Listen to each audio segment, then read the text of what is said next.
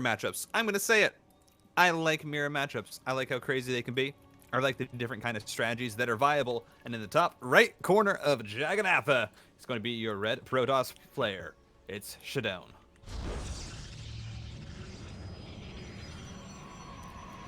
And his opponent is going to be none other than a blue Protoss player. He is fighting for Team 3D Clan. I think you can still call them Team 3D Clan, although it kind of sounds like a double conundrum. Anyway, I'm losing track. He is Rail. That was a moment where if we had an observer that was trying to like sync up their zoom in with us talking, they would just be like, "What is he saying? Exactly. What is What's this? going on? Stop it!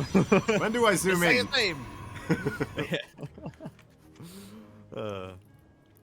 Yeah. One thing that I always enjoy is, for those of you that don't know, the World Team League has started back up again. It's a Chinese-run league between teams all across the world that get to participate in a championship. It's a really great chance to look at a lot of players in very, small sample size games just to see how they approach standard macro games. It's really, really fun, but they have a live feed. And so whenever we do cast for the World Team League, it's always that question of guessing when they're going to do the zoom in, because we have no idea when it's going to happen. That's a good point.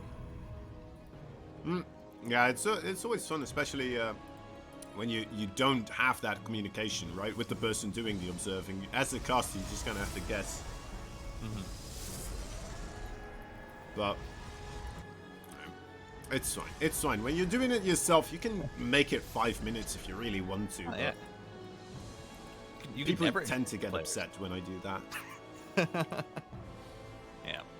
But yeah, PvP. It's a fun matchup. It's kind of been worked out to an extent recently, where people have kind of realized, hey, these are, the few builds that are probably the best and most optimized way to do certain things. Like if you want to go straight up macro, if you want to do macro with a bit of harass, if you want to all in, here's are your options.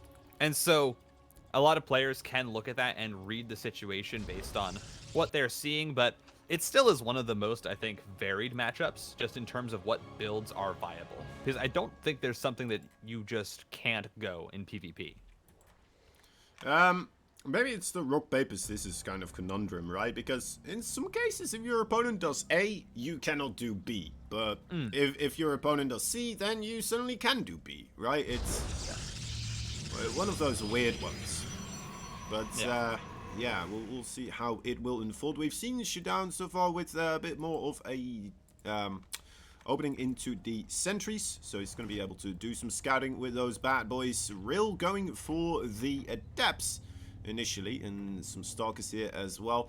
Going to try to do some aggression, but with already a shield battery available, a secondary stalker right coming out of the gates here, it should be fairly safe here. Yeah, I don't think ShaDoWn's going to take too much damage, although it does pull back to defend against the Adepts, which I think accidentally finished their kind of shade there, but still, actually, the shield battery is going to go down, and that's, already pretty nice here for Rail. He can now try and push in and focus down the sentries if he would like a nice force field, but still, sentry for an Adept is a pretty worthwhile trade. Yeah, together with his shield battery as well. It went down a lot quicker than I had anticipated. It didn't feel like the two stalkers were going to be able to break it down that quickly, but I guess they do. So well done there by Rill. Gets himself a bit of value, gets out of there. He's still a bit behind on the work account, so I'm not sure if he's in a winning position now, but it was it's better than it was a couple of seconds ago, before that happened. That's for sure. Yeah, Rail did go into Stargate, has a few Phoenix out on the map right now, I believe only 3, and then stopped production there, because he has since then gone into the robotics facility. We'll see how this kind of fares for him, because right now it's a lot of tech that Rail is trying to get up, and he has nothing here for the defense. This is so many stalkers. I actually don't know if he can hold this. Probes are already being pulled. Some nice liftoffs come through onto the stalkers. The force fields are there. ShaDoWn looks like, Recall's actually 2 stalkers out, but is going to lose the rest. And Felt like he might have a chance there to get damage done, but Rail holds on nicely, uses the Phoenix, you know, to their full potential, and looks like even without the shield battery, we'll be able to get into the robotics facility and his Twilight Council without too much perturbance. Yeah, it definitely feels like there was a bit of a mix-up right there, and being on the offensive when apparently Rail was a bit too ready for it. I like the probe pool as well, definitely coming in handy. Didn't lose a single one of them if I'm not mistaken, yeah. So very good trading overall from Rail so far. He's looking sharp. Oh, 2 Adepts though, suddenly in the main base. Managed to ShaDoWn by. Getting a couple of probes. 4 go down. It's alright. A nice bit of damage. It's an alright amount of damage. There's a 3rd base coming up as well for him over here. So I would assume that Rail now with the lower worker count and the lower base count, he will have to make some sort of an aggressive move here in order to try and equalize that out, or otherwise you're just going to be playing from behind all throughout this game. Gateways are finishing up a bit sooner. He doesn't have a War Prism, right? No, he does not. Coming through, but... The really interesting thing is, despite the fact that, you know, Rail doesn't have a 3rd base, he's actually not even that far ahead in terms of gateway count. You know, ShaDoWn's actually catching up, adding on his own gateways, and will be at a decent number fairly soon. He'll have charge as well. The only real advantage that Rail has, and it's a slight advantage, is the fact that he's going to have Archons out. And that will make, you know, the eventual push that I think he has to go for here a bit better. Because if he doesn't, then it does just feel like ShaDoWn's going to just outgrow him bit by bit, as the Phoenix are going to come in and get a little bit of damage. But, I mean, again, it's 3 base versus 2 base. You know, Rail just can't sit back and let ShaDoWn do whatever he wants. Yeah, for sure. He has a bit of extra army supply here. He's going to have to face off against the wall of shield battery. Archon not quite ready yet, so a good moment for Rail to perhaps make something happen. Who does have an Archon, and he has an Immortal here. Good units for these types of situations. Ooh, the War Prism in the back is not going to get shot down, I believe. No, it's not. Still kicking. Maybe more Stalkers are going to be jumping forwards. Try and take that out. One more warp in here for Rail. No, it's not going to come in even. And he just taps on out of there as he sees his chances there kind of fading out. Bit unfortunate. Rail there, I thought he had a pretty good opening, all right, but yeah, ShaDoWn just kind of running away with the game in the end there. Yeah, it was just a situation where ShaDoWn's kind of build order just felt a little bit cleaner, a little bit more kind of cohesive, and like he knew what he wanted to do with it. And so Rail was forced into that awkward situation where he kind of has to go for that attack, and just wasn't in a good spot to. Again, ShaDoWn had, you know, he had everything that Rail had plus the extra base, and so just, I mean, it's really hard to kind of say that ShaDoWn did anything to give him that advantage, but he just macroed super well and put Rail into a very awkward position. Yeah, I guess we saw him already trying to play it a bit more defensively, right? Opening up with the sentries rather than the Adepts. And it worked out for him. He kept those Adepts from doing damage, and well, losing the sentry, losing the shield battery, but as you said, that macro of his, it just had more probes available, and ferried that advantage through to the rest of this game. Yep. We're going to be heading on to Romanticide for game number 2.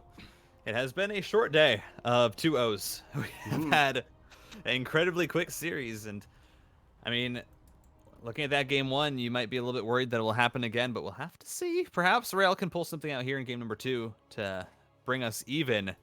If not, ShaDoWn looking solid to take this game 2. It would be nice. It would be nice to just end it on, even if it is a PvP, you know, just not a 2-0. Just not, give us a game 3, please. And for that, all of our hopes are going to rely on this player in the top left. It's your blue Protoss. It is Rail.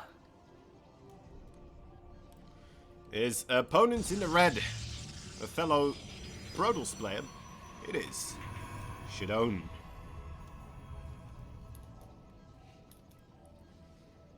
And yeah, I mean, that last game was just kind of, just felt like there was never a point where Rail was really ahead. It was just, I mean, again, it wasn't even a build order win. It was just ShaDoWn got out his third Nexus, still managed to get into the additional gateways at the same time as his opponent, got into his additional tech, fast enough that by the time the push came, he had what he needed to defend it.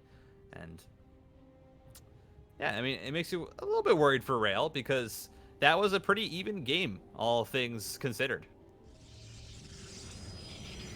Yeah, it's a shame when you do see something like that, right? Just kind of fiddle out when you anticipate a bit more to perhaps be able to be managed by the player that is in a slightly worse position. But yeah, it has me a bit frightful here for Rail, honestly, because I mean, things didn't get out of control. He just kind of let ShaDoWn do what he wanted, and ShaDoWn was like, all right, well, thank you. I'll just go for a very quick third base here as well, and you know, force you to attack into me when I'll probably be ready for it. And yeah, trouble. But anyway, we do have a pylon here in the middle of the map. Not quite yet anything there being constructed. No probe either in the neighborhood to get something going as that Cyberkill finishes up. So we'll have to wait and see. Be a bit patient here. I think Rail, doing the Protoss shenanigans where you try and kind of distract your opponent a little bit. He scouts out, he makes sure that everything happens at the normal timing, and then he's going to bring this probe on back and see what else he can place down. But ShaDoWn goes into the main. I mean, should have seen that there was not, there are only 2 pylons that were down, and doesn't actually know where the 3rd pylon has been placed. So might be a little bit worried for what Rail is doing. Yeah, looks like he's not put anything else down. It could just be one of those pylons trying to cause a stir in ShaDoWn's mindset, right?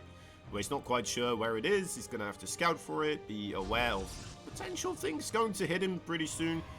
But yeah, nothing of the sorts, of course, as we can see. That pylon, though, potentially still a threat. Ooh, this is an interesting battle. Right, no, does not happen.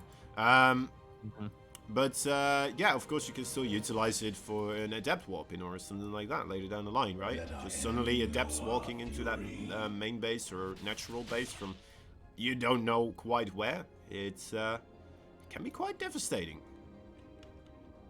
Yeah, I mean the probe does eventually find it here for ShaDoWn, so knows that it was probably just a excuse me, just a hidden pylon, and that there's no other real purpose for it. But other than that, I mean, had the robo facility coming down already for ShaDoWn with just the faster Nexus timing. Again, it's just these small things where it feels like ShaDoWn is just doing things, the same things as Rail, but just a little bit better. Yeah, that's what it feels like to me as well. I mean, heads off for Rail for getting here and stuff like that, right? Very good, but it does seem like he's just little bit unprepared for somebody of ShaDoWn's qualities right now.